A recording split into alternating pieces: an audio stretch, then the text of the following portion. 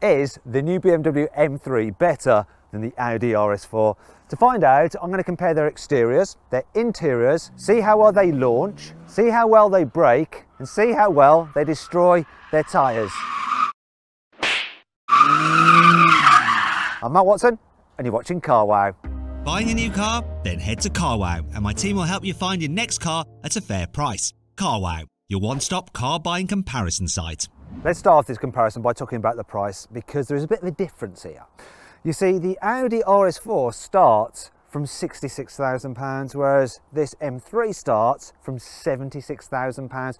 Reason for that is that you can only get the competition version in the UK, which has more power and more kit on it. However, you can save money on both these cars through Carwow, so I configured both of them, and I got a £3,500 saving pretty much off the M3, but over £6,000 off the RS4, so that's an even bigger difference. If you click on the pop-out banner up there, you can go to Carwow, try out the Carwow configurator, configure one of these cars yourself in the exact spec you want, and see what offers you can get back on them. Or you could just do it for any car for that matter.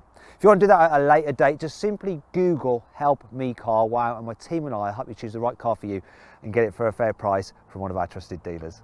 Now let's compare the designs, starting with their faces. So obviously, everyone would say it's a no-brainer. It can't be the BMW because look at that horrible kidney grill, beaver smile or snorty nose face. But you know what? See how big that grill is and compare it to this one. That's a bigger grill. To be fair though, that is a better looking grill. That's more aggressive though. With that snout and the contours on the bonnet, it just looks meaner than the Audi, which is better looking. Though, if you look closer at the Audi, maybe it's a bit of a facade. Fake, that is. This is fake here as well. On the BMW, none of the vents you see on the front are fake. Though, the Audi is still better looking. From the side, the BMW has quite a lot going for it. Huge side skirts. 20-inch alloy wheels are standard at the back, the 19s at the front. You can get different coloured brake calipers. Big thing though is carbon roof as standard. You don't have that on the Audi. There is one thing that annoys me about the side profile though, the BMW, and it's that fake M vent at the front. It's horrible, though I do like the M-style door mirrors. However, I think fast estates are cooler than fast saloons. And I think overall, that's the reason why I do just prefer the design of the Audi RS4. No carbon roof, doesn't really matter. Side skirts aren't quite so big, doesn't really matter. Gets 19-inch alloys as standard, doesn't really matter. You can get 20s if you want them. And I do like these alloy wheel designs. Yeah, it's a good looking thing, this.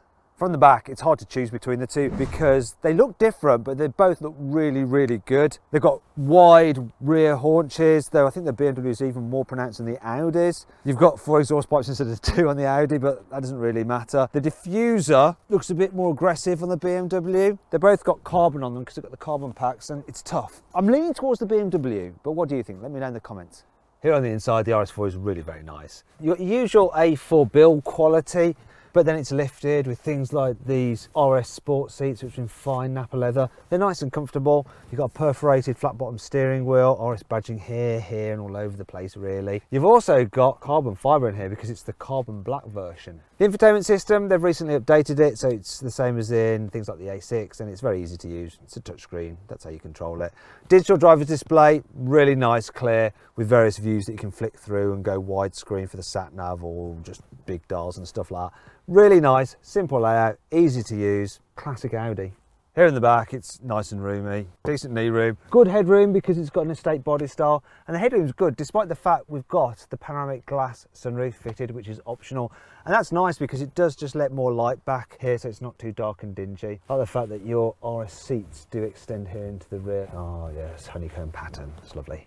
Here in the back of the BMW, you don't need the panoramic roof so much because you get enough reflection of this day glow orange interior, which you're quite welcome to have if you want it. Do you know, I quite want it. I actually think it's slightly more comfortable here in the rear than in the Audi. Knee room's actually really good, and headroom seems to be better because there is no panoramic glass roof. The biggest difference I noticed though is that the seat base here in the back of the 3 Series is just bigger than in the A4, so there's more under thigh support, so it's better for longer journeys if you want to lounge like that. Sorry to interrupt the video, but I need to tell you about the Carwow Spring Special offers. So we've got some excellent deals on a range of cars, including brand new 21 plate cars available now. If you want to check them out, click on the pop-out banner on the top right hand corner of the screen. Follow the link in the description or in the pinned comment. One problem though, offer ends 31st of March, so you better hurry up.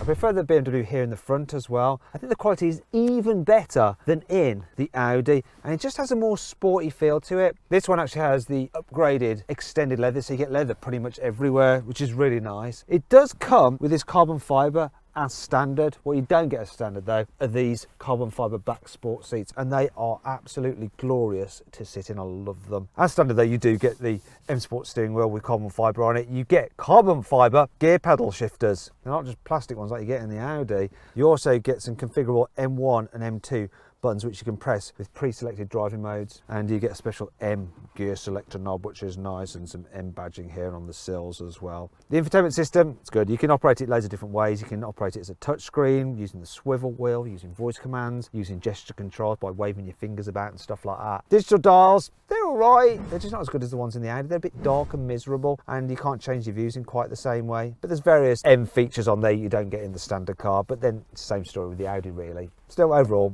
I think this has a nicer interior, if you like orange. But you don't have to have orange, there's lots of different other garish colours you can have. Oh, you can also have normal black as well, so don't worry.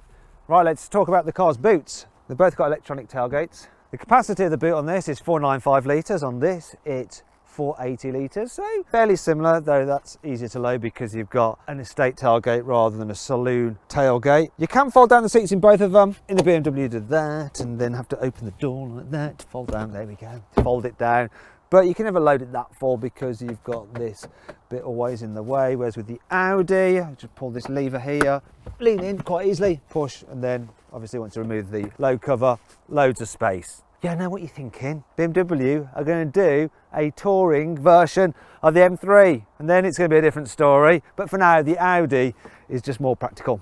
Both of these two have chassis upgrades over the standard cars. So they've both got load stiffened sport suspension. The only difference is that the BMW comes with adaptive dampers as standard, and you only get adaptive dampers on the RS4 if you have the range topping 4-sprung model. They also get uprated brakes, 380mm discs up front on the BMW, 375 on the Audi, though they're both gripped by 6-piston calipers. At the back, 370mm discs on the BMW, 330 on the Audi. Both the cars do have a rear electronically controlled limited slip differential. They also both have automatic gearboxes with 8 speeds and launch control. Big difference between these two cars though is the fact that this is rear wheel drive and that is all wheel drive, though you will be able to get an all wheel drive version of the BMW M3 for the very first time pretty soon. Now let's compare the engine stats. 2.9 litres, 3 litres, V6, straight 6, 450 horsepower, 510 horsepower, though that's because it's the competition version. We only get that in the UK. The normal M3 has 480 horsepower, but let's move on.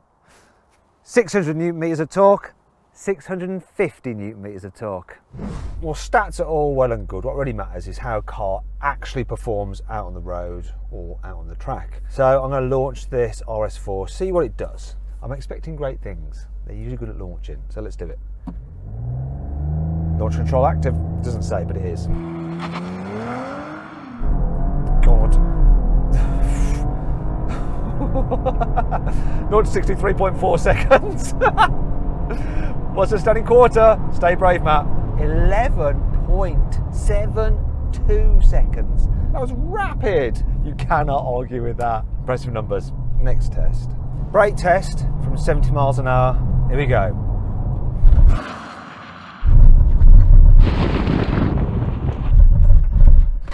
Double foot stomper that was. The distance, 43 meters. It's all right.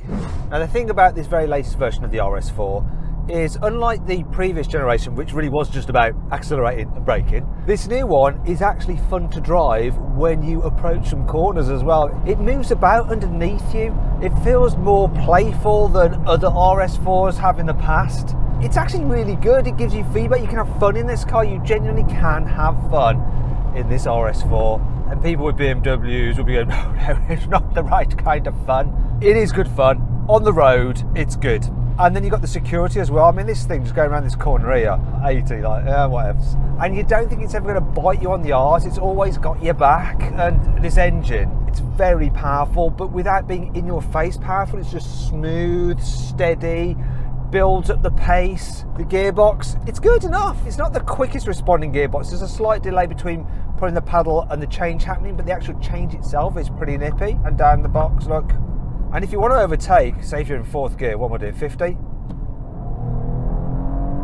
I kicked down to third for some reason.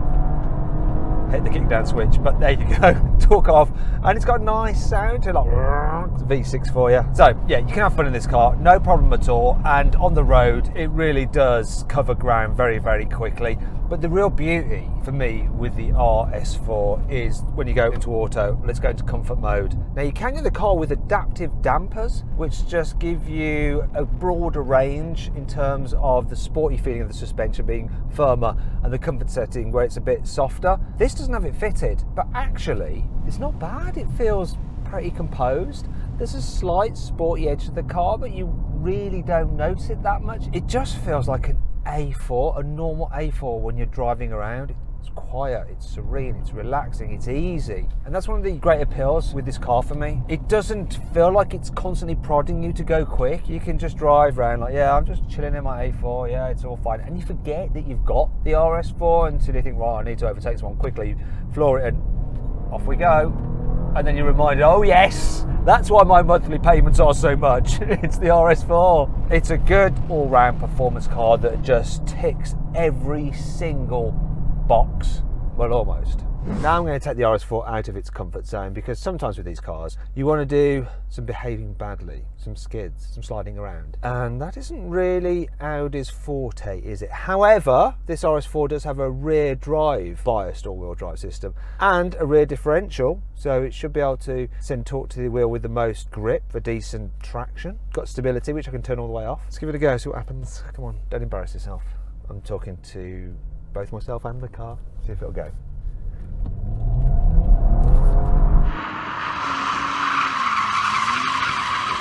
Actually, it did go. I could see a lot of smoke though coming from the inside front tyre. Oh, no. It does it a bit.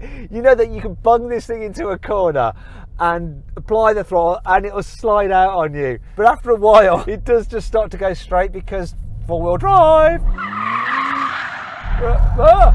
Barriers. It does start to go straight, so you can't do like a constant donut, but you can spin it around. I'm going to try it again, but in first gear.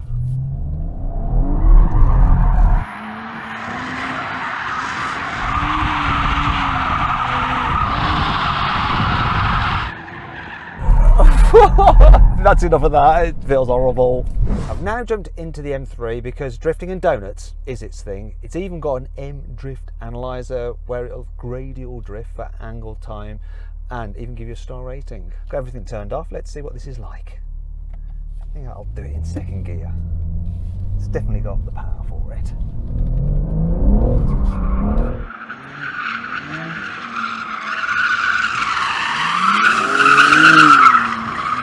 Get it the way.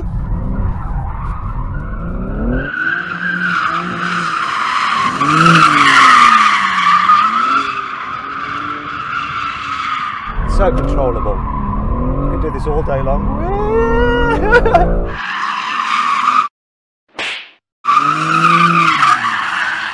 Flick the bird to the cameraman. That's a bit rude. Oh well. Kind of turns you into a bit of a hooligan, this thing. Let's do something else. Oh, I forgot. Let me just check my drift analyzer. So, my maximum drift angle was 30.7 degrees. My drift length was 321 yards and my duration 27 seconds. And I got a full 5-star rating. Yeah. Rear wheel drive is great for the drifting, but not so good for the launching. But let's see how it does. So, preparing launch control. Launch control is active. Oh, it manages its power really well then. What we got? 3.62 to 60. Can it beat the Audi though, the standing quarter mile? Oh, it's getting scary. The answer to that question is yes. 11.6 seconds over the standing quarter mile. Beat the Audi over the standing quarter mile. Wasn't far behind it. 0 to 60, that is really impressive for rear wheel drive. With the previous generation M3, when you launched it, because you have to have the stability control all the way off to launch it, it would spin up its tyres. This, it's like they've really worked on it, like they've tested it over and over again and made it feed in its power rather than just dump it all. Or maybe it's just because this engine is more progressive. That is pretty amazing. Let's put that back out. I had a load of sun in my face, doing my head in. All right, let's do a brake test from 70 miles an hour. See if this can stop quicker than that Audi did.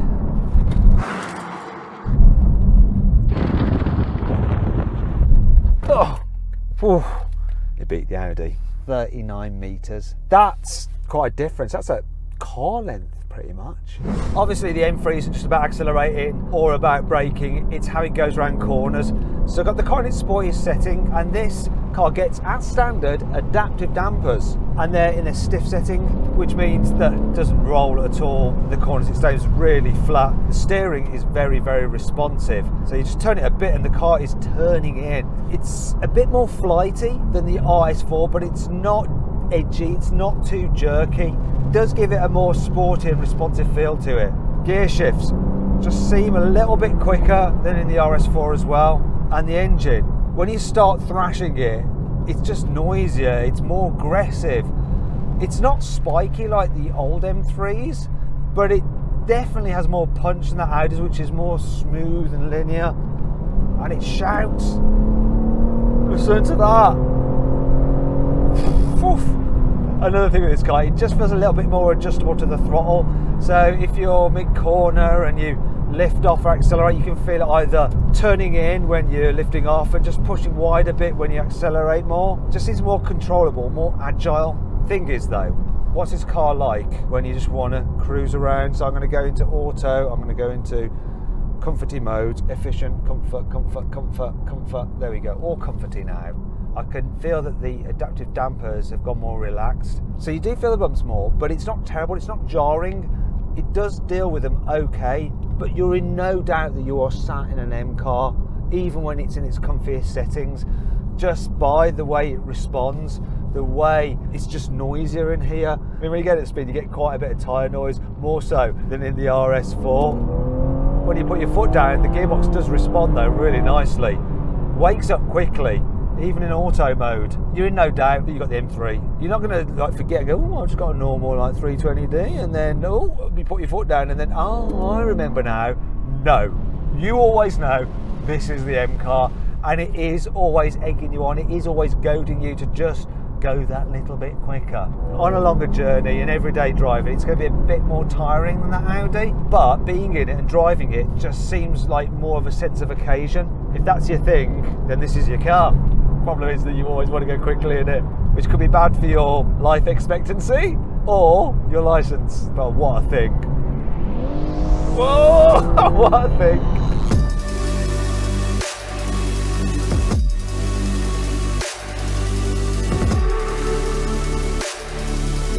So then, what's my final verdict? Well, the Audi RS4 is a really good car, but the BMW M3 is even better, and it's as simple as that.